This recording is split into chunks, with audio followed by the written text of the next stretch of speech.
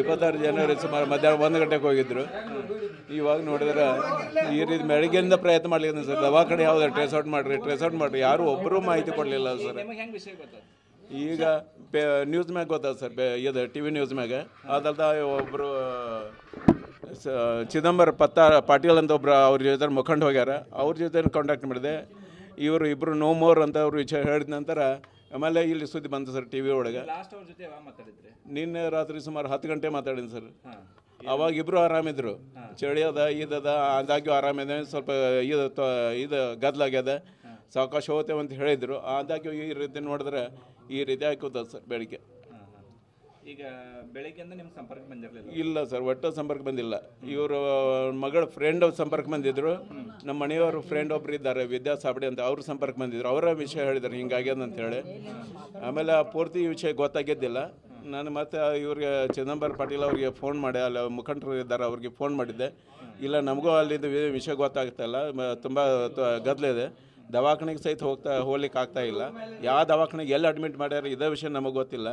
ಆದಾಗಿ ನಾವು ಪ್ರಯತ್ನ ಮಾಡಲಿದ್ದೀವಿ, ನೋಡಿ ವಿಷಯ ತಿಳಿಸ್ತೇವೆ ಅಂತ ಹೇಳಿ ಬೆಳಿಗ್ಗೆ 7ರಿಂದ ಮಧ್ಯಾಹ್ನ 3 ತನಕ ಪ್ರಯತ್ನ ಮಾಡಿ ಅವರು ಇನ್ನೂ ಸಂಪರ್ಕ ಸಿಗಲಿಲ್ಲ ಸರ್. ಕಡೆಗೆ 3 ಈಗ ಮನೆಗೆ ಬಂದ ಕೂಡಲೇ ಮತ್ತೊಮ್ಮೆ ಫೋನ್ ಮಾಡಿದೆ. ಆವಾಗ ಚಿದಂಬರ ಅಂದರು ಇಲ್ಲ ಇಬ್ಬರು ಉಳಿದಿಲ್ಲ, ಇಬ್ಬರು ಹೋಗ್ಬಿಟ್ರೆ ಸಾರಿ ಅಂತಂದ್ರು. ಈಗ ಬೆಳಗ್ಗೆ ಇವರು 30 ಮಂದಿ ಹೋಗಿದ್ರಲ್ಲ, ಅದು ಎಷ್ಟು ಮಂದಿ ಗಾಯಗೊಂಡಿದ್ರು ಆ ವಿಷಯ ಗೊತ್ತಿಲ್ಲ ಸರ್ ನನಗೇನು. ಇವರು 4 ಜನ ವಡಗಾವದಿಂದ 4 ಜನ ಅಂತ ಏನು ವಿಷಯ ಗೊತ್ತಾಯ್ತು ಅಷ್ಟೇ. ಈಗ ಮೇಘಾ ಏನು ಓದ್ತಿದ್ರು? ಮೇಘಾ ಡಿಗ್ರಿ ಮುಗ್ದ ಸರ್. ಈಗ ಡಿಗ್ರಿ ಮುಗ್ದ ಇಲ್ಲ ಪ್ರೈವೇಟ್ ಕೆಲಸ ಮಾಡ್ತಿದ್ರು ಅವರು. ಇಲ್ಲ ಸರ್, ಆಫೀಸಲ್ಲಿ ಇವರಿಗೆ ಯಾವುದು ಮಾಹಿತಿ ಸಿಕ್ಕಿಲ್ಲ ಸರ್. ಇನ್ನೂ ಅಲ್ಲೇ ಪ್ರಯಾಗ ಒಳಗಿದ್ದಾರೆ ಸರ್ ಅವರು. ಅವ್ರ ಜೊತೆಗೆ ಅಲ್ಲೇ ಇದ್ದಾರೆ ಸರ್. ಹಾಸ್ಪಿಟಲ್ ಇವರು ಆರಾಮಿದ್ದಾರೆ, ಹಾಸ್ಪಿಟಲ್ ನೋಡ್ಲಿಕ್ಕತ್ತಾರ. ಅವ್ರು ಮುಂದಿನ ಪ್ರೊಸೆಸ್ ಏನು ಮಾಡಬೇಕು ಏನು ಇನ್ನೂ ಗಮನಕ್ಕೆ ಬಂದಿಲ್ಲ ಅಂತ ಅವ್ರಿಗೆ. ಇನ್ನೂ ಏನು ವಿಷಯ ಗೊತ್ತಾಗಿಲ್ಲ ಸರ್ ಆ ವಿಷಯ ಬಗ್ಗೆ. ಕನ್ಫರ್ಮ್ ಈ ವಿಷಯ ತಿಳಿಸ ಸರ್. ಚಿದಂಬರ ಅವ್ರ ವಿಷಯ ತಿಳಿಸಾರ ನೋ ಮೋರ್ ಅಂಥೇಳಿ. ಆಮೇಲೆ ನಮ್ಮ ಮನೆಯವ್ರ ತಮ್ಮನು ಅವನು ಇಲ್ಲ ಬೆಳಗಿಂದ ನನಗೂ ಶಂಕೆ ಆಯ್ತದು, ಬಹುತೇಕ ಇರಲಿಕ್ಕಿಲ್ಲ ಅಂತ ಅವರು ಇದು ಮಾಡಿದರು. DC ಅವ್ರಿಗೆ ಸಂಪರ್ಕ ಮಾಡಬೇಕಂತ ಮಾಡಿದೆ, ಆದರೆ ಸಾಧ್ಯ ಆಗಲಿಲ್ಲ ನನಗೆ ಅದು ಆಫೀಸ್ ಕೆಲಸ ಒಳಗೆ. ಹಿಂಗಾಗಿ ಇಲ್ಲ. ಮನೆಯಾಗ ಯಾರು ಇದ್ರು ಸರ್? ನಾವು ಒಬ್ಬನೇ ಇದ್ದೇನೆ ಸರ್. ಇವಾಗ ನಾವು 3 ಜನ ಸರ್, ತಾಯಿ ಮಗಳು ನಾನು ಒಬ್ಬಳೆ ಮಗಳು. ಒಬ್ಬಾಕಿ ಮಗಳಿದ್ದಾಳೆ, ಲಗ್ನ ಮಾಡಿಕೊಟ್ಟೇನು ಹುಕ್ಕೇರಿಗೆ ಇದ್ದಾರೆ, ಅವರು ಬರ್ಲಿಕ್ಕತ್ತಾರೆ ಇವಾಗ. ಮೇಘಾ ಡಿಗ್ರಿ ಮುಗಿದು ಸರ್. ಈಗ ಆಲ್ರೆಡಿ ಡಿಗ್ರಿ ಮುಗಿದ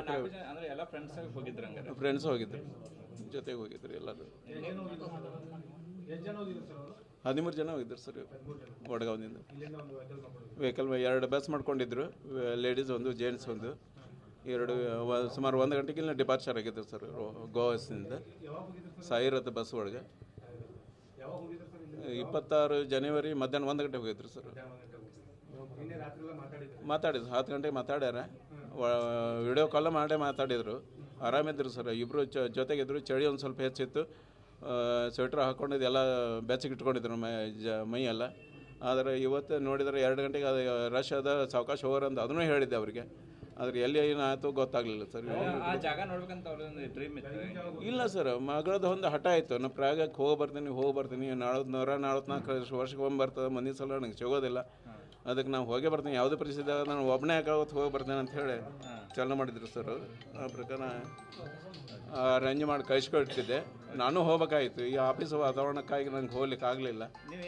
ನಾ ಇಲ್ಲ ಇದಕ್ಕೆ ಸರ್ ಇರಿಗೇಷನ್ ಆಫೀಸಾಗ ಕ್ಲಬ್ ರೋಡ್ ಎದುರಿಗೆ ಅದರ ಇದಂತ ಹೇಳಿ ಹಿಂಗಾಗಿ ಹೋಗ್ಲಿಕ್ಕೆ ಆಗಲಿಲ್ಲ ಸರ್. ಮಾಡಿ